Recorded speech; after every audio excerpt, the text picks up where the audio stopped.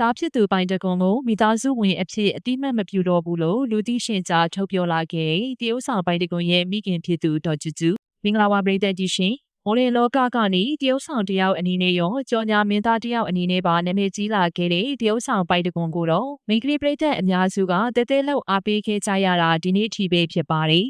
တရုတ်ဆောင်ပိုင်တကွန်ကိုနာမည်ကြီးကစားကာလာကလေးကမိဘတွေအပေါ်မှာတိကျလိမ္မာတဲ့သားတယောက်အနေနဲ့ပရိသတ်တွေကပုံမချစ်မြတ်နိုးခဲ့ကြရတာဖြစ်ပြီးပိုင်တကွန်ကလည်းသူမိဘတွေနဲ့ပတ်သက်ပြီးလူမှုကွန်ရက်ပေါ်မှာမကြာခဏဖော်ပြနေခဲ့တာကြောင့်ပိုင်တကွန်ရဲ့မိခင်ဖြစ်သူဒေါ်ကျူကျူကိုပရိသတ်တွေအားလုံးကရင်းနှီးပြီးသားဖြစ်နေခဲ့တာလည်းဖြစ်ပါတယ်။ပိုင်တကွန်ဟာမိသားစုတွေမှာအောင်မြင်ဆုံးနဲ့မိသားစုတွေရဲ့အတွက်ထောက်ပံ့ပေးနိုင်ဆုံးသားတစ်ယောက်ဖြစ်ခဲ့ပြီးမိဘနှစ်ပါးလိုချင်သမျှအရာတွေအကုန်လုံးကိုဖြည့်ဆည်းပေးနိုင်ခဲ့သူလည်းဖြစ်ပါတယ်။မိဘတွေရဲ့အတွက်သူတက်နိုင်တဲ့လောက်လုပ်ပေးပြီးတဲ့နောက်မှာတော့အချိန်တိုင်းတာတစ်ခုထိတွေ့ခဲ့တဲ့ချစ်သူဖြစ်သူမလေးမြဘူးနဲ့အိမ်အောင်ချခဲ့တာလေးဖြစ်ပါတယ်။ဒီကနေ့ဇွန်လအတွင်းမှာတော့တရုတ်ဆောင်ပိုင်တကွန်နဲ့မလေးမြဘူးတို့ရဲ့မိဂလာဧကန်ပွဲပေါင်းများစွာကိုတစ်ဖက်မိဘဆုံလင်းစွာနဲ့ပျော်ပျော်ပါပါကျင်းပပြုလုပ်ခဲ့ကြတာလေးဖြစ်ပါတယ်။အဲဒီနောက်မှာတော့ပိုင်တကွန်ကမိဘတွေနဲ့အတူမနေထိုင်တော့ပဲဇနီးဖြစ်သူနဲ့အတူအိမ်အောင်ခွဲနေထိုင်နေတာလေးဖြစ်ပါတယ်။ယခုရက်ပိုင်းအတွင်းမှာတော့တရုတ်ဆောင်ပိုင်တကွန်ရဲ့မိခင်ဖြစ်သူဒေါ်ကျူကျူက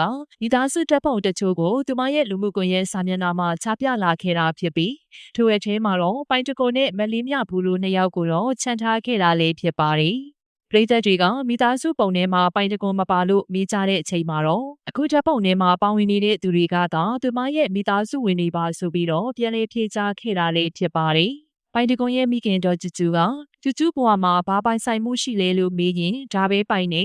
ရာရာနဲ့လည်းမလေးနိုင်ဘူးအသေးတွေအချစ်တွေပုံအောခဲ့တာပါအသက်ရှင်နေရတာလေသူတို့တွေကြောင့်ပါရဲရင်ခဲ့ရတာလေသူတို့တွေကြောင့်ပါ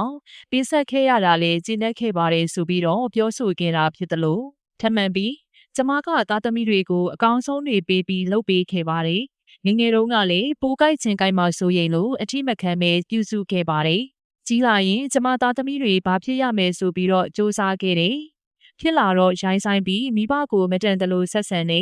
ဘာမှမပြောချင်လို့ထိုင်ကြည့်နေတာပါကွယ်။သူအကျိုးသူခံပါစေဟုဆိုအောင်သူမရဲ့လူမှုကွန်ရက်စာမျက်နှာမှာပြောဆိုထားတာလည်းဖြစ်ပါတယ်။အစာပိုင်းမှာတော့ပိုင်တကွန်ရဲ့မိခင်ကပိုင်တကွန်ကိုပြောနေတယ်လို့ပရိသတ်တွေကမထင်ခဲ့ပေမယ့်မိသားစုတပ်ပုံထဲမှာပိုင်တကွန်ပုံမပါလာတဲ့အချိန်ရောက်မှသာမိခင်ဖြစ်သူဒေါ်ကျူကျူနဲ့ပိုင်တကွန်တို့နှစ်ယောက်ကြားထဲမှာညှိနှိုင်းလို့မရတဲ့ပြဿနာတွေဖြစ်ပေါ်နေတဲ့ဆိုတာကိုပရိသတ်တွေကသိရှိသွားခဲ့ကြတာပဲဖြစ်ပါတယ်